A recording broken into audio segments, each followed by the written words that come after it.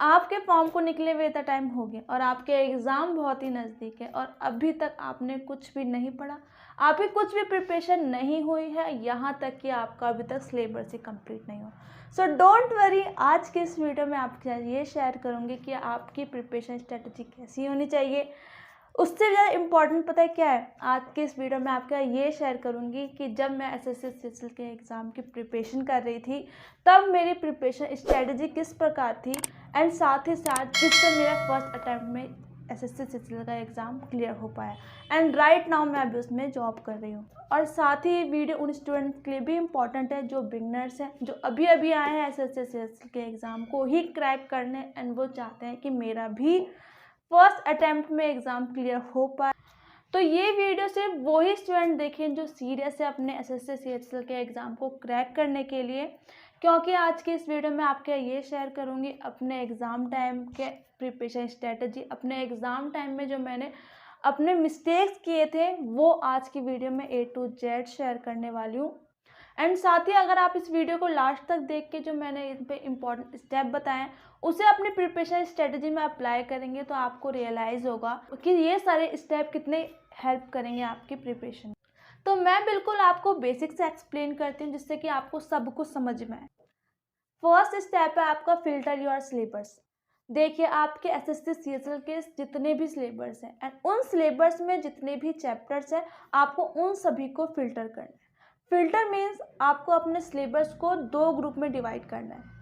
पहला ग्रुप आपका आएगा वो इम्पॉर्टेंट चैप्टर जो आपको पढ़ना ही पढ़ना है एंड जो आपको हाईएस्ट मार्क्स ला के देंगे। सेकेंड ग्रुप में आपके वो चैप्टर्स आएंगे जो आपको हाईएस्ट स्कोरिंग चैप्टर्स को छोड़कर जो चैप्टर्स बचते हैं आपको उसको उन ग्रुप में डालना है। तो फर्स्ट ग्रुप में आपके वो चैप्टर है जो सबसे ज़्यादा इंपॉर्टेंट है एंड सबसे ज़्यादा स्कोरिंग है। आप इन चैप्टर को फाइंड करने के लिए प्रीवियस पेपर का यूज़ कर सकते हैं या फिर आप ऑनलाइन या ऑफलाइन कोचिंग कर रहे होंगे। आपके टीचर ने जो इम्पोर्टेंट चैप्टर आपको बताए हैं आप उनको कॉपी में नोट करके स्टडी कर सकते हैं।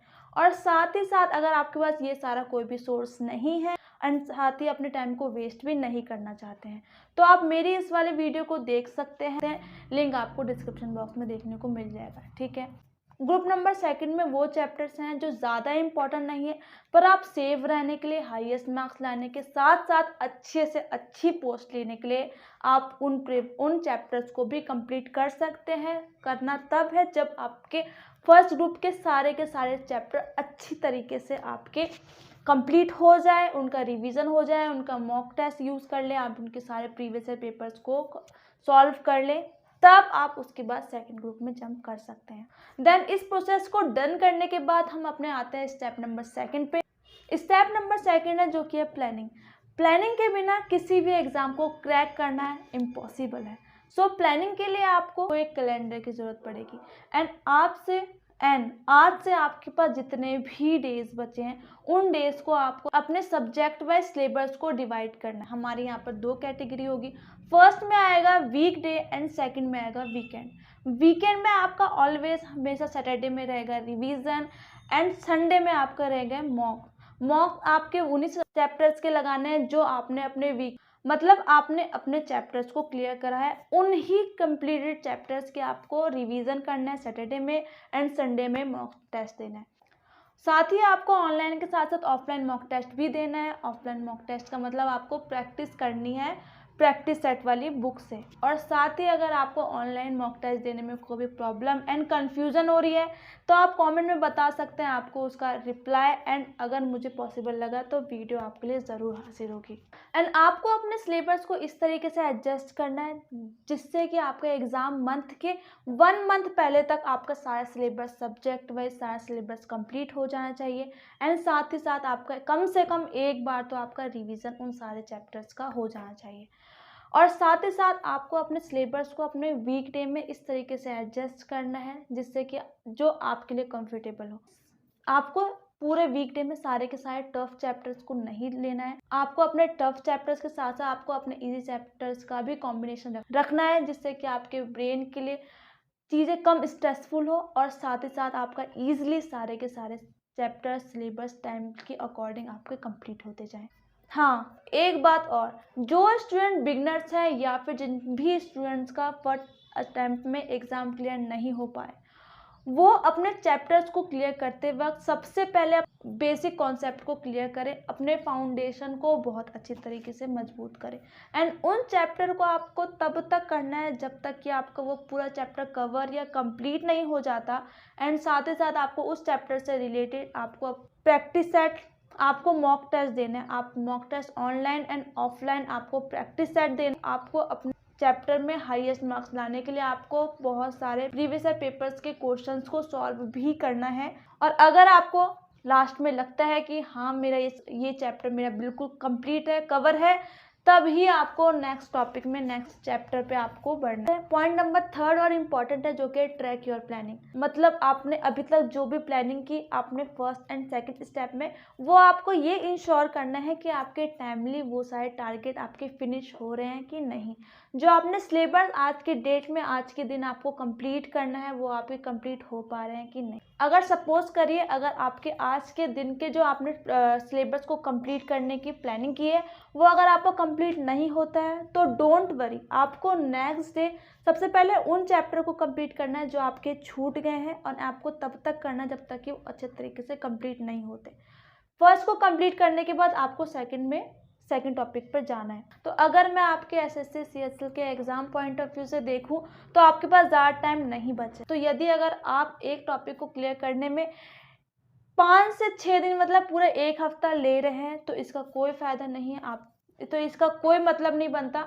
और साथ ही आप ये ज़रूर भूल जाएं कि आप अपने एग्ज़ाम को क्रैक कर पाएंगे। स्पेशली जो बिगनर्स हैं वो तो छोड़ ही दें कि आपका फर्स्ट अटैम्प्ट में एग्ज़ाम क्लियर हो पाए। सो सीरियस रहे अपने एग्ज़ाम को क्रैक करने के लिए। आपने जो अपने आज के टारगेट्स बनाए हैं, आपको उस टारगेट को कंप्लीट करना है, आज के डे को रिव्यू करना है, तब उसके बाद आपको सोना है, चाहे आपका कितना भी टाइम क्यों ना हो जाए, चाहे आपके रात के कितने भी बज रहे हो, पर आपको अपने आज के टारगेट को कंप्लीट करके ही सोना है। तभी आप ये मान सकते हैं कि आप अपने एग्ज़ाम के लिए सीरियस हैं, आप अपने एग्ज़ाम को क्रैक कर सकते हैं। एंड सबसे इम्पॉर्टेंट, आप अपनी मनचाही पोस्ट ले सकते हैं। तो पहले 3 स्टेप में हमारी बात हुई कि आपको अपनी प्रिपरेशन स्ट्रेटजी किस तरीके से करनी है। तो अब से आगे वाले स्टेप में हम ये बात करेंगे कि आपको अपनी इन स्टेप को अपनी प्रिपरेशन स्ट्रेटजी में अप्लाई कैसे करना है, एंड मैंने किस तरीके से अप्लाई किया था। तो सबसे पहले आप अपने सिलेबस को देखो।